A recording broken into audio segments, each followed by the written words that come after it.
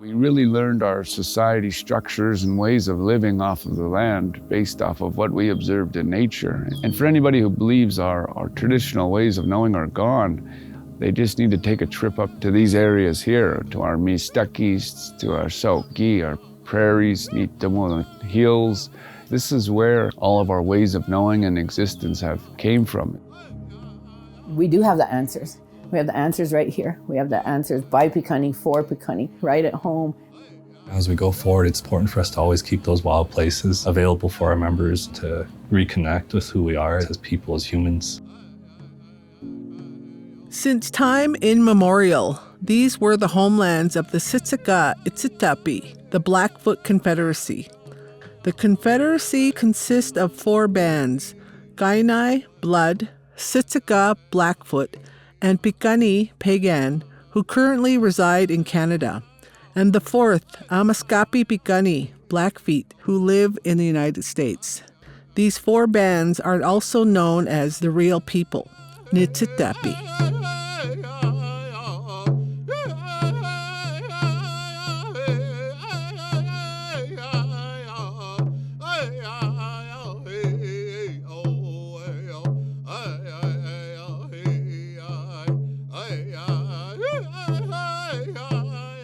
Adaptation is the way we live our day-to-day life. The understanding of it all comes through Nitsipoks in our language. With that, we have a thought process of Nitsitapiiksibstan, thinking indigenous, thinking like a human. The simple word for mountains. In Blackfoot, we say Mistaki, and the sign is like so. What it literally is translating to is being forced up. And we understand the evolution of mountains and how they were created through tectonic plates shifting, forcing the earth up. Within our language, there's deep science knowledge on it, come from thousands of years of observation and living within an environment. This is a Blackfeet homeland. We've been here since time immemorial. The Blackfeet didn't really winter in this area. They migrated with the buffalo. Following them, that was their food source. And this was more of a summering area. The Rocky Mountain front along here is extreme weather, a lot of extreme wind, extreme cold, really harsh. You have to really take care of the land. But I don't think I would live anywhere else. People live here for a reason. They love it. They love the land, they love the people, and they're connected to this place. My relationship with the land started when I was a boy. I was raised by my grandparents on Kabain Creek, and I think that really became my classroom when it came to the landscapes that surrounded me. I could see why it was obviously so important to our ancestors, not just for our ability to survive on it. It's also, I think, very spiritual. It really has the ability to transform things. Historically, of course, the Blackfoot were plains people. We relied heavily on the bison and the buffalo to, sustain us, and we traveled freely through the Montana, through our territory, Blackfoot territory. Colonization and decimation of the bison, how we were forced to rely on government rationing and selling off whatever lands we had left. I was very fortunate to live on my ancestral family lands. There was a lot of people at the beginning of the reservation period, 1890s, 1900s, that in order to survive, they had to sell off whatever lands they had to survive from, local shopkeepers and mercantiles here at the time. And so they traded their land for food to survive. And so now they don't have that land anymore. I think to reconnect our children and our future to the lands itself, to the tribal lands, is really important.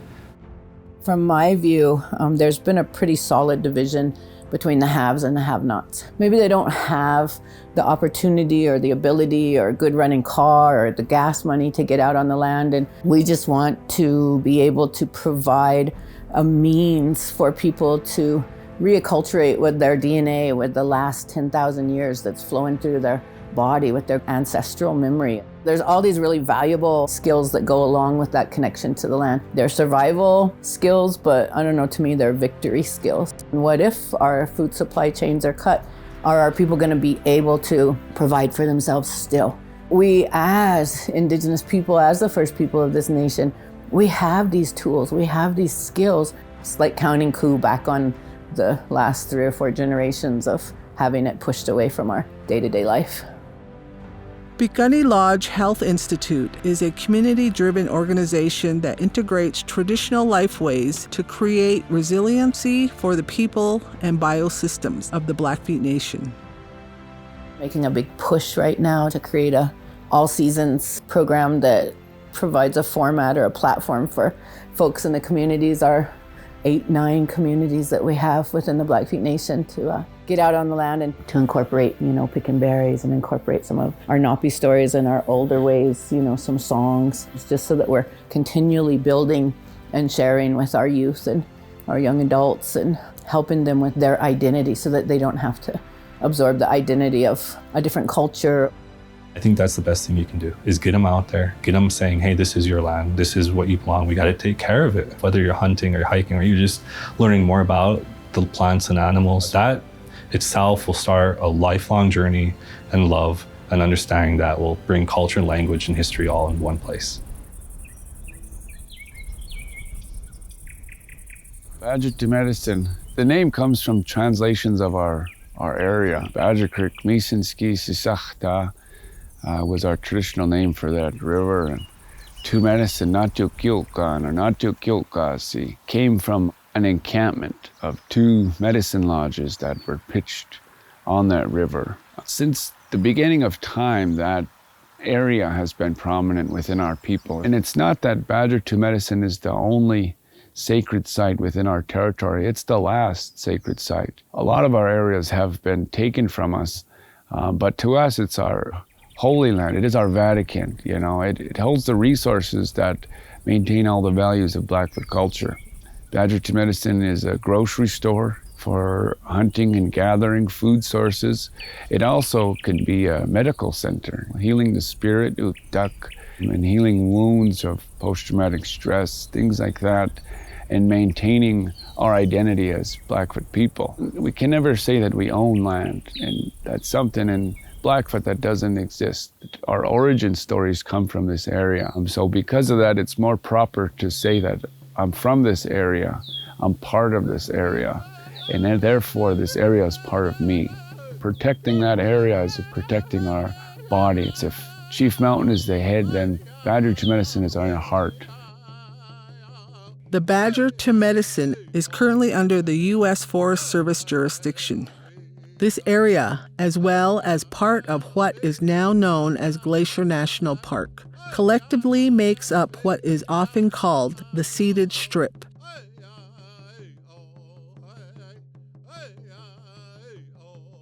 In 1870, we had the Baker Massacre, which was 250 plus women, children, and old men that were killed by the U.S. Cavalry. And in 1883, 1884, we had the Starvation Winter. And at that time, there were no bison left on the plains. And we were starving to death. And over, I think, 600 Blackfeet starved to death in old agency. And so by the agreement in 1896 came around, basically, there was mineral interests, and the government and outside interests wanted it from the Blackfeet. According to my history, it was leased. We leased it. But according to the government, it was sold. And those were paid out in annuities that were to give us food, basically, from starving to death at the time. So it was made under duress. And it was under great hesitation that leaders at the time did what they felt they had to do. They didn't find a lot of silver and gold interests in there. And eventually it turned into Glacier National Park. And part of that agreement we made was we would retain hunting, fishing, and all of our rights. We'd still access it. It was just the rocks, basically, is what we leased. So what became Glacier Park kind of eliminated a lot of those rights, and we were kind of kept out of it. The Ceded Strip kind of comprises that Badger to Medicine part, and that didn't become a park.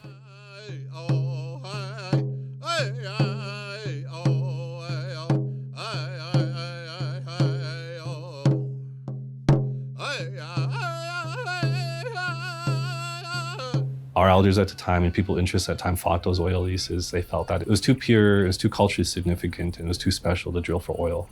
They fought and they won for the most part, but still it can be reversed, and we know that, so we never hold our breath too much on it. You have younger generations, I think, picking up the fight. The Blackfeet people felt it was taken from us wrongfully. The tribe is seeking, at the minimum, co-management of the area where we have our own assurances and management of it, but also just the return of it. We were created with everything here, and it's our responsibility to make sure it all continues with us under our guidance. The Blackfeet have mastered this land for thousands of years. I really hope that justice prevails, and at least one of those things that we were wronged can be righted at this point in time. And it has to, there's no other way. That's always the fight of every generation, is to get a little bit further back from what was taken. And right now, of course, it's our language and culture and our history being taught in the schools. And, now it's the return of the badger itself, the Ceded strip. Growing up, I'd ask my mother, I said, those mountains, are those ours? She said, yeah, those are our mountains. And I was like, oh, great, I can't wait to go back in there. It's so beautiful. Much later, when I grew up and I learned that it was actually owned by the US government as Glacier National Park. At that point, I was like, oh, my mother lied to me, But in her eyes, they are ours. They will always be ours. Not that we own it like from a Western perspective, but we belonged to those mountains as they belong to us. Spiritually, we're connected to them. We'll always be connected. Our DNA intertwines with the rivers and the mud and the animals, We know that. Maintaining that connection for families too is really important. I used to walk with my head down, and I used to be so embarrassed of who I was, just the atrocities that had taken place. But I bought into it, right? When I went to school, when I went down to BCC, and I went in there and I learned that, wait a second, we went from this beautiful, thriving culture of 10,000 years to just in the last 100 years, throw the Burke Act in, make our values illegal, remove us from our community togetherness and put us on these individual pieces. The Dodge General Allotment Act of 1887 was one of many efforts by the U.S. government to cripple Native tribes across the continent and reduce their access to land, culture, and community-centric lifeways. Tribal members were allotted plots of land within their reservations. All remaining reservation land was open to homesteading.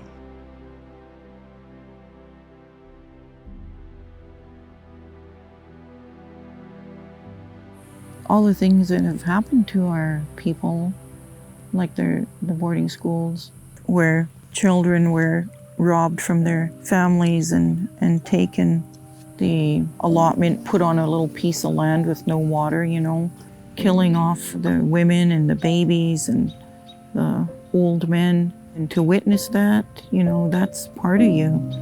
And you carry that. And that's the way to move forward, is to learn more and communicate with others. People were trying so hard just to fit in and not be treated less than. And so we wanted to count coup back for all those lost years. And we have the answers right here. We have the answers by Piikani, for Piikani. I'm not going to hand somebody a Valium. Here's your cure. No, come to our ceremony. Come eat this food. Come sit by this grandma. Those are our answers. What changed my life was learning my own history. All of a sudden, I understood who I was and who we are as a people. And we have to build in our culture and just try igakimot. Igakimot is not just try hard, it's try unto death. Like, you just have to try so hard until you're not in this physical world anymore. In Blackfoot, we have a verb-based language as opposed to English that has a noun base. There's a big difference in our perception of what we see every day. Or in Blackfoot thinking, everything comes around into a circle. Everything has a cycle. And everything else is moving and shifting around me. And it's up to us human beings to match our thought process, our life, and our balance within the natural cycle of the earth and the environment. All the research that's been done for thousands of years is within our language.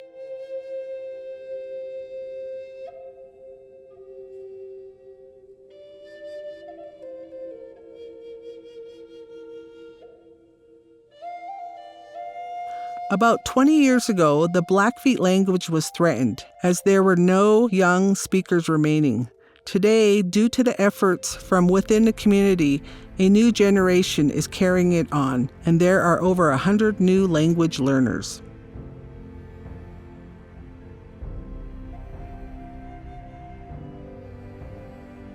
It's really inspiring to see in our youth. And when you hear them proudly introduce themselves in their language with their Blackfoot name, they're regaining that sense of identity. There's not one square inch of dirt that we're not a part of. You see these scattered rocks? These are not just randomly placed rocks. These are where our ancestors camped.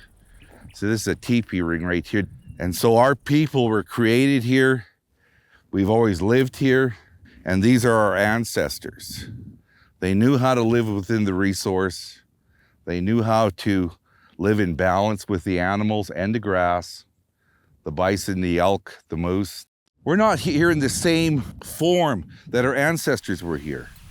Kathy and I don't live in a teepee, we have a teepee. That's not a dog pulling that plow around.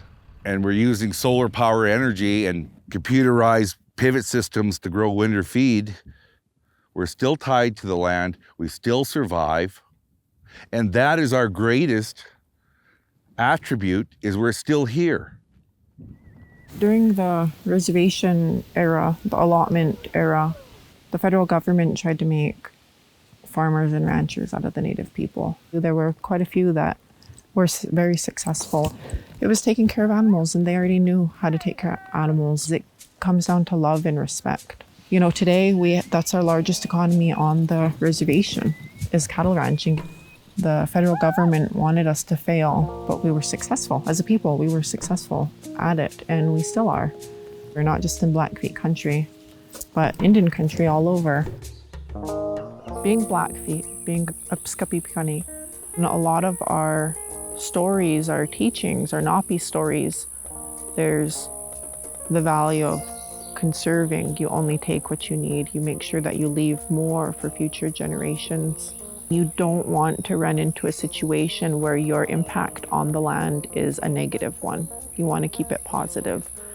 And some of your biggest conservationists are going to be ranchers and farmers because they have such a close connection with the land. I remember being young and just being out, and we would be visiting different pastures, and my dad would point out signs of healthy grass, good grass, what could sustain animals in a good way. This plant here is probably over 100 years old. This is Idaho fescue.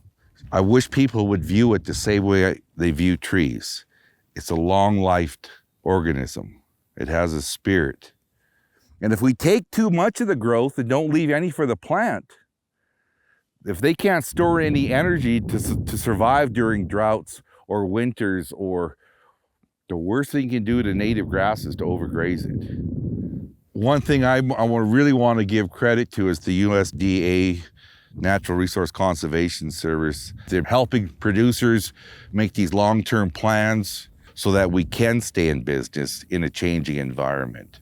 I want my kids, you see, every single one of them is involved in agriculture production, and we're trying to pass that knowledge and that world of grass onto them, and that we're not in it for the quick financial gain. And we don't want to hurt the resource, because that's who we are. We're people of the grass. Our ancestors lived here from the beginning. Our creation story starts 100 miles north of us here on Old Man River in Alberta. This is where we were created. The grass is who we are. At one time, we raised buffalo here, elk, and those were our herds. We're on Cutbank Creek. I live on the family ranch, and I live here with my kids. My parents bought this place, I think it was in 1992. They saved and really sacrificed a lot of obstacles that they had to overcome, you know, with systemic racism and the financial institutions. But they were dedicated and they persevered. I feel very lucky to be able to call this place home. I'm glad that my children, they're developing their own connection with the outside world and the landscape. I thought it was important that my kids be there and see these different things, whether it was hunting, working cows, being out on the land. If I think about all of the kids, the happiest they are is when they're outside. Okay, Nisakwaks, Stunitanico Kiadakan. So I welcome you to my backyard. It's on the banks of Cutbank Creek. So we're keeping the cattle out of the riparian area. I've noticed a huge change in the landscape down here since we've done that. Over time, we started noticing that the big game population started to improve, down to the point that now we have resident moose here.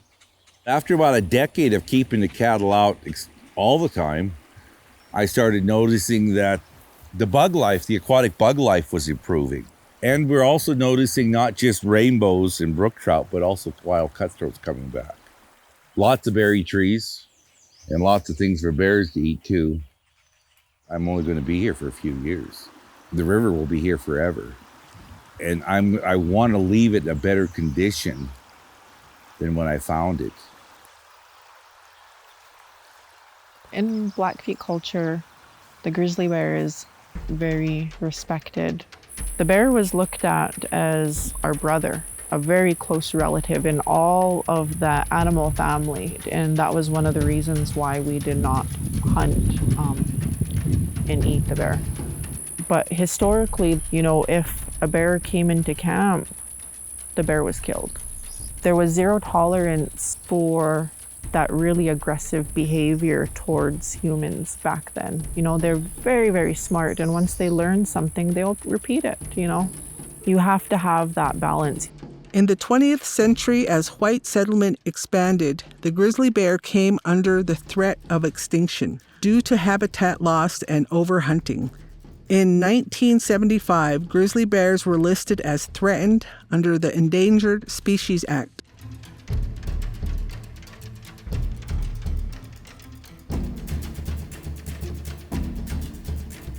I remember when I was a teenager, the population was definitely expanding. Their resource was shrinking, per animal. And we started to see more and more of them come in. We started having a lot of cattle depredations all over. We take up roughly 1/50th of the state. That's how large our land base is. But yet we have 1/3 of all the cattle depredations. We are a dumping ground for problem bears. They bring them right up here. And you have generations upon generations of an extremely aggressive bear. I think it's really eye-opening to live on the landscape where there are lots of grizzly bears. The plains used to be full of buffalo. They used to be full of bears. And so it was a really different world for sure. And so everything long ago can't apply to modern times. It's not the same world. For a long time, I think there was a real big gap between people that were living on the landscape and people in influential positions. I was appointed to the Governor's Grizzly Bear Advisory Council, but it was a citizen council from people that were involved, that were passionate about grizzly bear conservation and management. I think there was 18 that were chosen from all over the state of Montana. We were tasked with finding recommendations to conserve and manage grizzly bears. It's a complex issue for sure. A lot of heated feelings, heated emotions, no matter who you talk to anywhere on the landscape in these meetings. It was sometimes almost painful to have these conversations, the process. It was a really arduous process. But we came up with a really great set of recommendations, and a lot of them are being implemented now. I was the only Native American on the council. I was able to really look at some of the history and take these old teachings, these old values, these stories, and apply it. We lived in this landscape with grizzly bear for so long because of our belief, our teaching, the way that we lived, everything with our conservation and our management. But if something got out of balance, we were not too soft-hearted to take action. People would think, okay, oh, you're Indian, you're Native American, you must be all about hugging the trees and hugging the bears. And when I didn't fit the stereotype of what people wanted me to be, it's like they didn't know what to do with me. We all have the right to live here with one another, and there has to be a way that we can do that in a good way for everybody. We're just an animal in the circle of it all. I think maybe it was 8 years ago, some of my fellow producers contacted me and said we need to start doing something about our grizzly bear problem. So we got together, we formed the Blackfeet Nation Stock Growers Association. We had many, many specialists come in and give speeches to us and let us ask questions to try to figure out what was working off reservation, why wasn't it working here.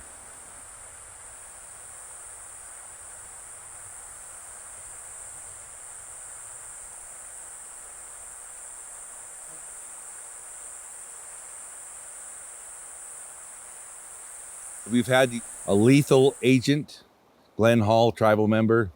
He's on board. He's doing a good job.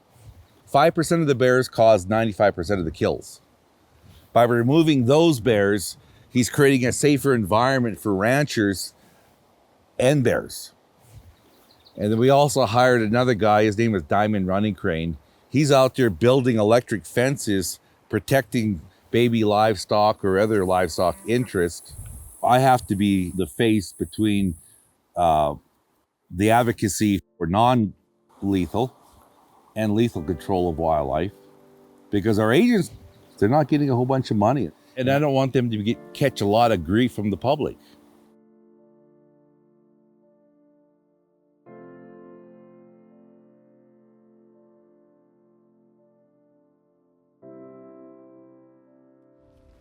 The majority of the producers in Glacier County are tribal members, but we were not getting the representation.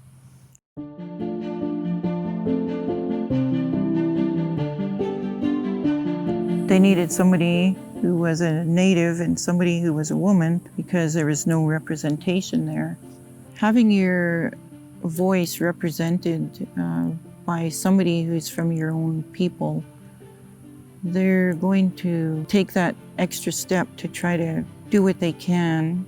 You know, we've got some help from the FSA during some of these storms where you lose cattle or where you lose crops, and it really helped out. That's what I want to encourage people to have more of our native producers signed up to get that help from these programs.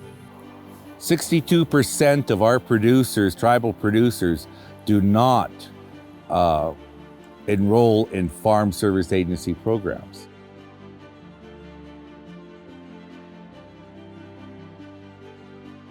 So we're after the FSA. We're hopeful that they will open a full-time, fully staffed office here in Browning.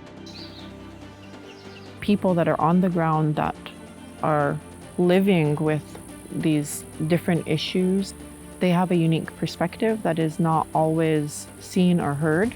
A lot of time the solution is within the community, and I think that's really important to listen to hear. Under different paradigms, like the state agency system, I knew that it would be hard to really get as much work done as I felt we could do as people, as Amskapi'Piikani. Whereas if I created Piikani Lodge Health Institute, that we could kind of leave some of those extraneous steps behind, but really do some good work. I'd waited 50 years to get to go to school. What was I going to do with it? Just serve myself, or was I going to serve our people?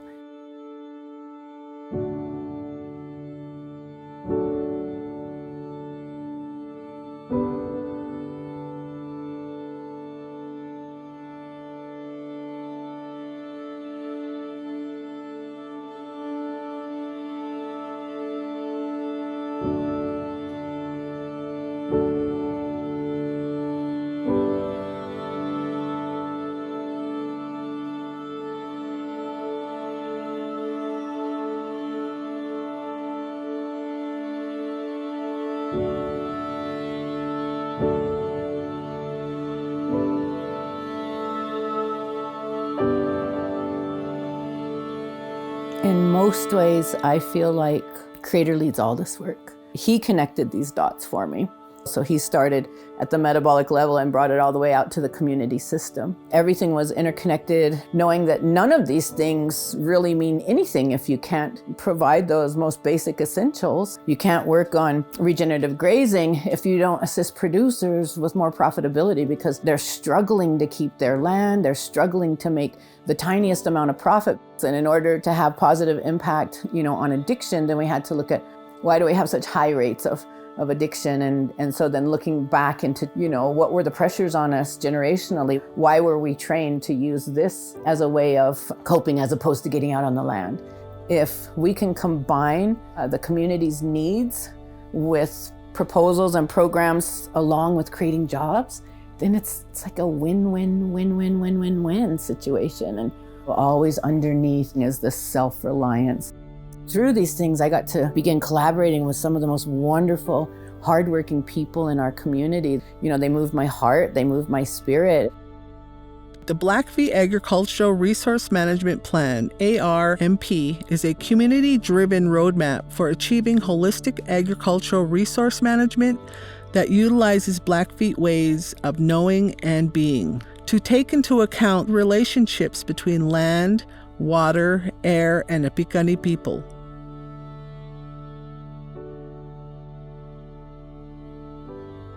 Under the Agricultural Resource Management Plan, did this beautiful survey, this Okomi survey, that got the voices of over 700 of our community members. You know, what do you see as our health priorities? What do you see as, you know, needs to happen with the land? All these voices came out that made the needs of the community the priority as opposed to an external researcher coming in.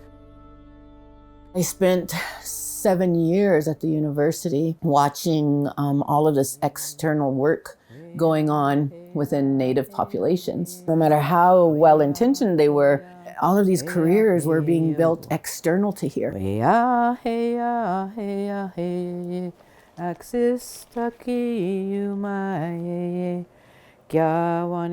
of those driving factors for creating PLHI was that connection to create our own research, address our own needs, community-led, but to build our own people. We are the first scientists on the land. We are the first meteorologist, geologist, just about any ologist that you could imagine. We are the first, you know, across this land. And we might speak about it differently or share about it differently, but we were. And so we have that capacity to be so now. Everything we do is science. Science and earth science. We all know that, but out there they don't. They don't know who we are. Hopefully society keeps evolving and getting better and better, more open-minded in each generation. That'll be a lot easier to communicate with our brothers and sisters out there in mainstream United States. That they'll understand some of the atrocities, the generational trauma we've gone through. And basically, we are a product of genocide. Okay, so just the fact that we're still alive is a testament to the strength of our ancestors and what they sacrificed for us to be here. So I can sit here and I feel like I'm fairly healthy, but there's so many of my people that aren't,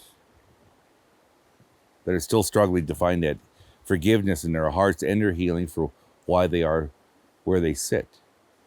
But we need to stand up and start telling people this is why this happens. Not just a huge amount of grizzly bear depredations on the reservation compared to off the state, but why? Because we don't have good management. That could be fixed. Not just the problem, but how do we fix the problem? So we as Native people, or any advocacy group, walk in with your complaint, walk in with your solution, and be willing to help them. Into the 1800s, we were able to pretty much travel our hunting areas and gathering areas. So up north in the Saskatchewan River, down to the Yellowstone in southern Montana. So we had a lot of area to gather from, to hunt in. We didn't just stay in one spot and use out the resources. As the government took the land, we were offered things that were foreign to us, like white flour, white sugar, pork and beef, and they weren't in very good condition by the time they arrived. A lot of the people became very sick from eating that kind of a diet that they weren't used to. Some of them even died. But we didn't have a lot of choice. We couldn't travel. So the diet has been a big factor in our people's health.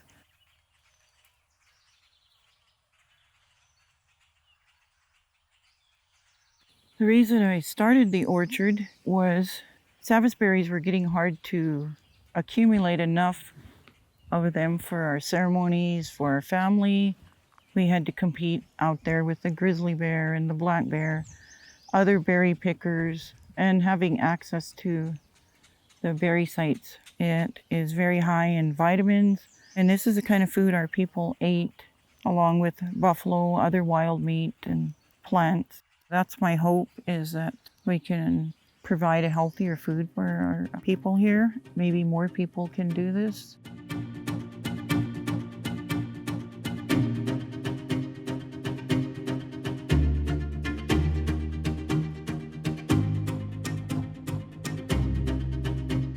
Another locally led effort within the Blackfeet Nation is the Blackfeet Climate Adaptation Plan. This plan is a result of holistic Blackfeet planning process that honors traditional values and a collective community vision for the future, looking at all of the interconnected impacts of the changing climate on land, water, traditional resources, wildlife, and human health.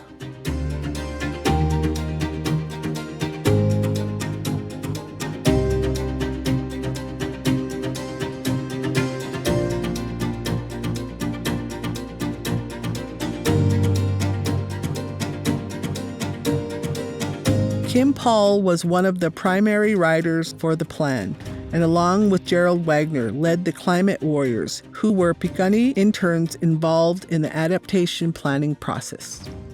It was definitely community informed. People spoke to the changes that they see on the land, living on the land every day, people in ranch systems or who had been there, since their great grandparents, to say, well, this creek that runs through here used to run from May all the way through to October, and now it only runs from June to August. Just trying to really get connected back to the land and see how these things are changing. And once that was completed, the work then begins, that it doesn't matter who's doing it, whether it's BCC or PLHI, the tribe, or forestry, or Fish and Wildlife. But if you have this adaptation plan, then you can begin addressing the needs program by program. On our reservation, we've got a lot of water starts here. A lot of the places are having droughts. They're going to be looking for more water. That's what I'm afraid is that next the government will start demanding that we give up our water. We're doing the best we can. You see, we have our pivot going. We're doing water development. I think as a tribe that we could do more of that, think to the future. I work as a conservation scientist for the Piikani Lodge Health Institute, mainly on climate adaptation and regenerative grazing programs. These programs come out of the priorities set by the Blackfeet Climate Adaptation Plan, as well as their Agricultural Resource Management Plan. Here is our willow snow fence. We've got a few different designs. This one represents our traditional ecological knowledge. We're weaving the willow here.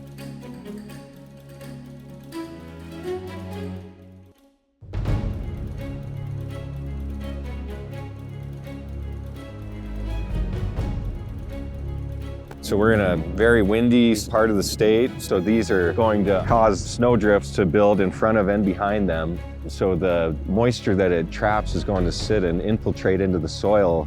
Things are getting drier. I've heard stories about people that bring their cattle across country to different pastures. Along the way, they rely on some of these watering holes. Some of them are having to truck their cows now during this drought, so we can actually put in some snow fences around them and keep that water available later in the season. That's good for biodiversity, wildlife habitat, as well as producers. They say what's good for the bird is good for the herd. We've partnered with the Browning High School here and installed these 3 snow fences. They're learning about our climate adaptation plan and different jobs that are available in this community. We're really happy to have that partnership. Building the wind fences with Piikani Lodge Health Institute has really helped us to store some of the water so that in the future we can have some flower gardens, vegetable gardens out there, with the hopes that eventually we'll be able to feed our school with the gardens that we built. When we started going outside, they realized that there's a huge diverse plant culture out there. It's really opened their eyes to what we have on our reservation. So they really have ownership about that. And when they drive by in the evenings, they tell their folks, hey, I helped build that. And it's really been an empowering thing for them to see something they built outside of the school. It makes them more aware of their surrounding and to lifelong learning opportunities. We've got another set of snow fences out at Blackfeet Community College. They're actually directly recharging an old wetland. We're in about a 5 or 6 year drought, and it sounds like it's been getting drier earlier and earlier each summer. So we're going to see it using satellite imagery and pin down these old dates that they've gone dry and see if we can extend that. So we're testing out these different types of snow fences, and we're also wanting to see what would be feasible for ranchers to, deploy themselves. But we do actually provide materials, and we'll do some installs, usually provided that we can do some sampling and testing on the soil. In effort to be good stewards of biosystems and the land, Piikani Lodge Health Institute is educating themselves and community members on the most current regenerative grazing practices and providing support for producers who want to apply these practices.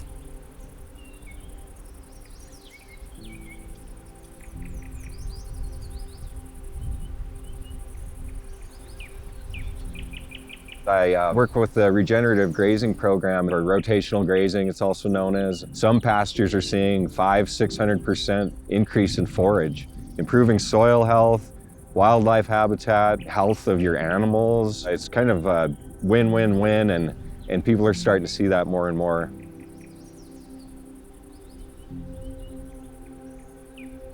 I think that partnerships are valuable. With external researchers, collaborations work best when the project itself is the vision of the community as opposed to the vision of the collaborating entity.